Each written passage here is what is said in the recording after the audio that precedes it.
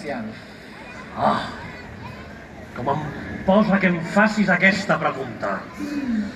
Mira, Toni, tu que ets un xaval tan Sí, tant. reivindicatiu, Sí, ho sé. tan reivindicatiu, podries canviar tot allò que no t'agrada. Ah, sí? Tenir el control absolut del món.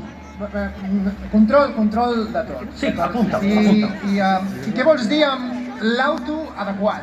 Doncs que hi ha autos amb conductors especials que et donaran les eines per controlar-ho tot. Clar, coses de la intel·ligència artificial o de la realitat virtual. Vaja, fantasies. No em diràs que no fas servir tu la intel·ligència artificial pels teus articles. Ui, a la divina opinió fem servir la intel·ligència divina. Escolta, deixem-nos d'orgues i anem al gra, que el nano se'm despista. Toni, vine, que et posaré exemples. No miris tant. Et posaré exemples. Mira, començo presentant-te el primer dels meus vehicles. És l'auto Salvador Illa. Endavant.